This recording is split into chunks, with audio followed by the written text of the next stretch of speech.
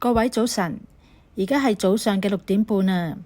我哋已經食緊早餐啦，食個簡單嘅早餐，我哋就出去東京火車站坐呢個東北新幹線去青森。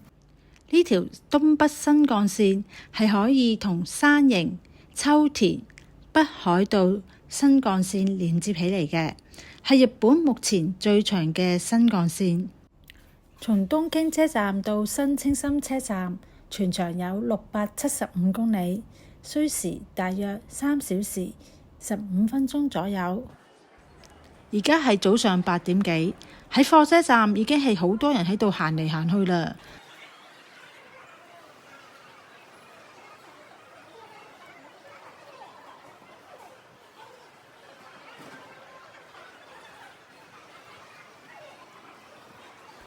我哋今次係搭8點48分呢班車去新青森站，架車仲未嚟到，所以呢，我哋就要排隊等上車。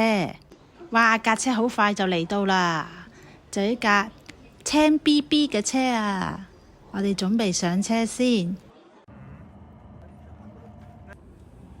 雖然而家係日本嘅黃金週，但係呢，上咗去架車都係呢，仲有好多個位。等我呢，行下兜返個圈先。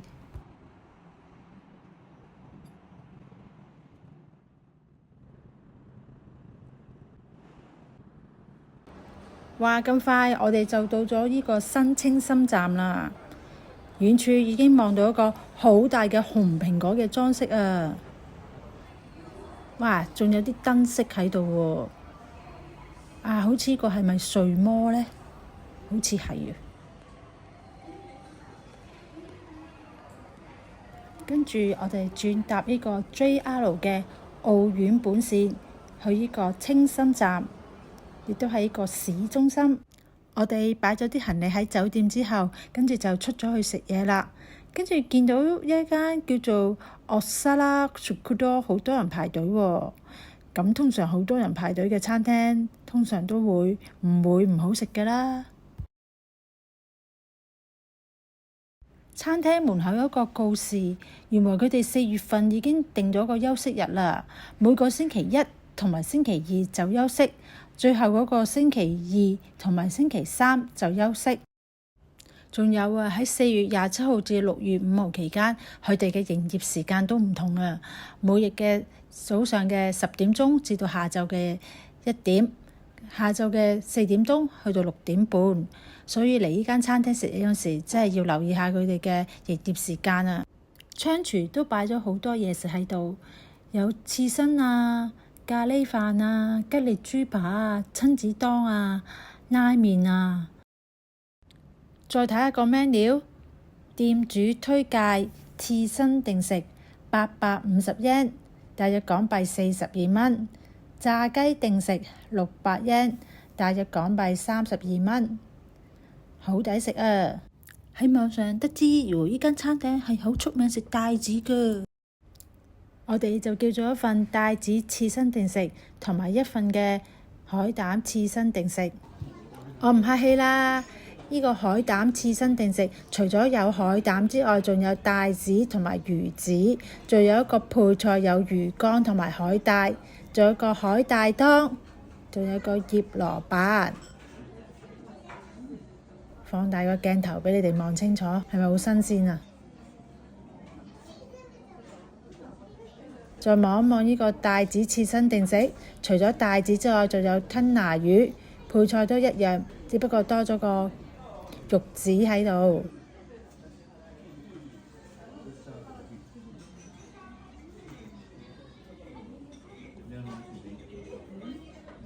等我360度行一行呢間餐廳先。門口有個睡魔嘅牆壁嘅裝飾，牆上亦都有多種嘅海鮮檔俾客人選擇嘅。而家都差唔多2點啦，雖然2點，但係呢仲有客人喺度食緊嘢啊。佢仲有一本呢有圖片嘅 menu 俾客人睇添啊。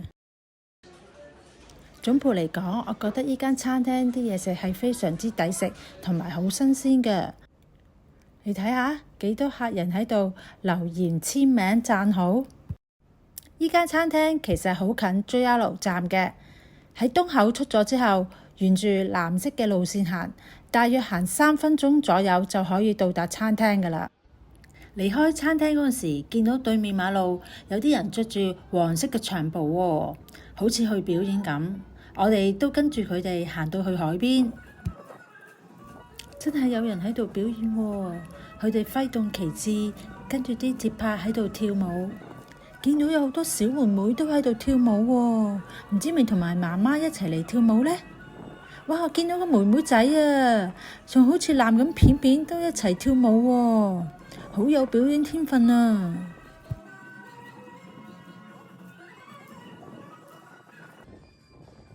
跟住又有另一隊出嚟表演，雖然佢哋人少少，但係都跳得好整齊，揮動呢個睡魔嘅旗幟喺度表演。睇真啲，持旗手隻手起晒剪㗎，唔怪之得咁大風，嗰支旗都可以隨風飄揚啦。原來仲有嘢食添啊！唔知咪喺度燒緊年糕呢？睇完表演，我哋就去咗坐火車去雲前啊！喺清心苑坐火車去雲前，大概要坐45分鐘嘅車程。喺雲前車站嘅中央出口，我哋乘搭土手町循環巴士100 yen。依班車每隔10分鐘就會有一班車㗎喇。我哋喺市役所前落車，大約行5分鐘左右，就係可以到達呢個雲前公園㗎喇。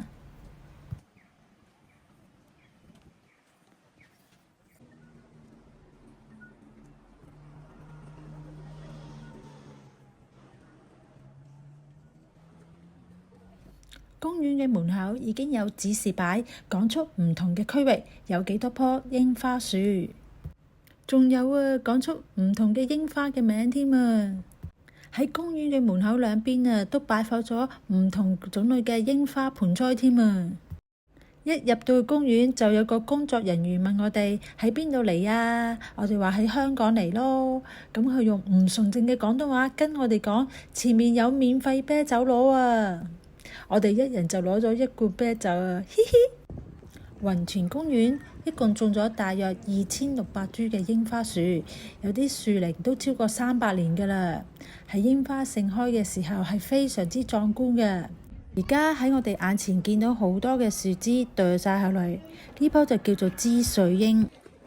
呢條路呢就去雲前城嘅，但係呢而家已經係黃昏時候啦，我哋要快啲去睇櫻花啦。如果唔係呢，就日櫻變咗夜櫻啦。哇！呢邊好多白松櫻啊，好大朵添啊！喺陽光照射下，特別覺得佢靚啊！好多人都喺度影相添啊！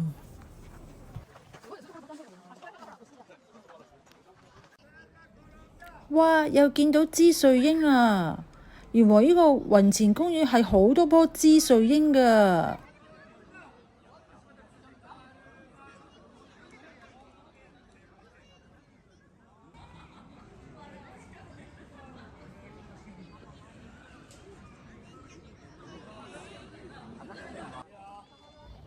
呢棵嘅櫻花樹同其他嘅櫻花樹有啲唔同，呢度有個牌講出呢個櫻花叫做雲前雪晴，係雲前發現嘅新品種，樹齡都有50年以上㗎。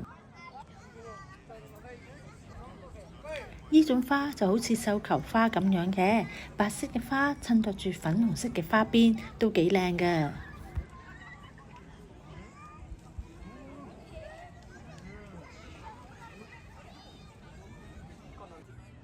唔怪之得，好多人覺得雲前公園係最佳賞櫻嘅地方啦。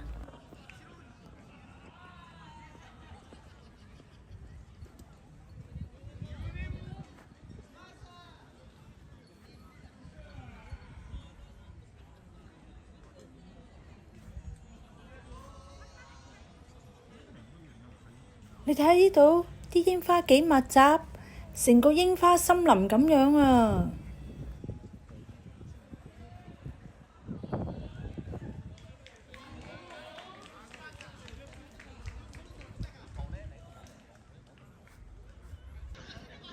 咦？呢度好多人坐喺草地度欣賞櫻花喎。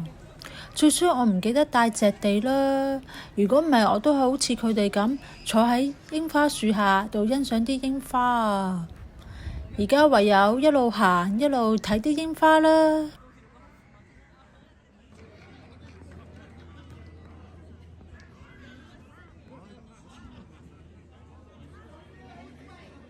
咦，另外一邊都好熱鬧喎，見到佢哋一路食嘢，一路飲嘢，仲玩遊戲添，仲拍手掌，好開心添喎。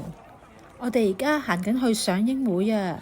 賞櫻會入邊係有唔同嘅攤檔嘅。入到呢個雲前公園，基本上係唔使帶任何嘅東西，空手揈揈就可以賞櫻㗎啦。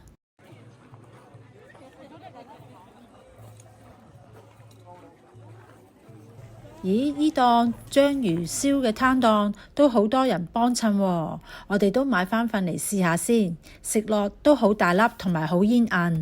你睇下我哋又買咗啲咩嘢食，又係雲前公園嘅名物啊！巨型關東煮，黑蚊蚊，究竟乜嘢嚟㗎？其實係一個黑色嘅蒟蒻棒，食落係冇乜味道。如果點咗啲醬料，應該係好好味嘅。不過我哋冇點醬料嚟食。呢度就有人玩撈金魚啦。其實我都想玩返一份，不過我老公唔俾錢我玩咯。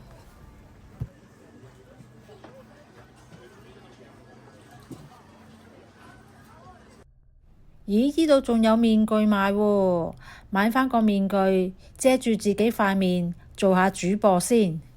到時我做主播，大家記住多多捧場啊！咦，呢度都有得求簽喎，但係我都唔見有人攞啲簽文嚟睇喎。行過啲仲有啲食堂，仲可以入去入邊食添啊！等我行遲啲睇下仲有啲咩嘢食先。連續幾個攤檔都係食中華料理喎，我諗呢度啲人都好鍾意食中華料理嘅。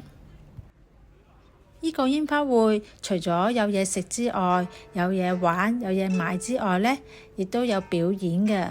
今晚就係有呢個古箏嘅表演啦。日本人彈古箏係右手戴呢個假嘅指甲嘅，左手係唔戴㗎。但係中國人呢，彈古箏就係兩對手都要戴呢個假嘅指甲。聽完咁柔和嘅音樂，我哋繼續行去欣賞呢個夜櫻。雖然而家已經係晚上啦，但係仍然有好多人坐喺草地上同朋友一齊賞櫻。夜晚嘅櫻花同日頭嘅櫻花一樣係咁美麗動人㗎。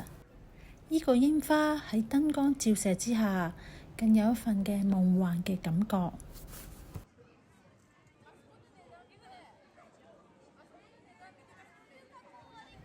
喺離開雲前公園之前，仍然唔捨得，唔係好想走，仲繼續同啲櫻花影相添。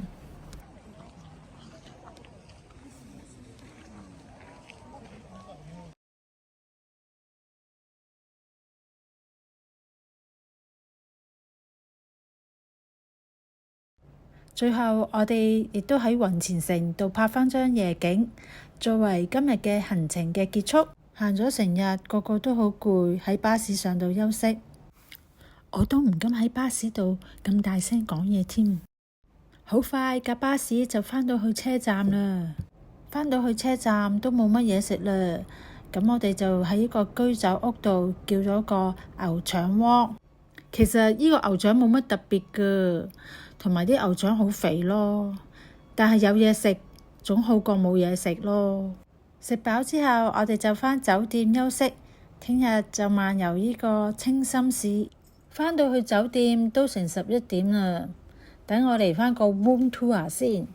今晚我哋住喺火車站附近嘅 Tokyo Inn。雖然佢房間係好細，但係都好整齊，都算五臟俱全。入去洗手間望下先，啲燈光好似有少少暗喎，不過望落都好乾淨嘅。洗手間就冇牙膏牙刷提供嘅，如果有需要就可以去大堂索取。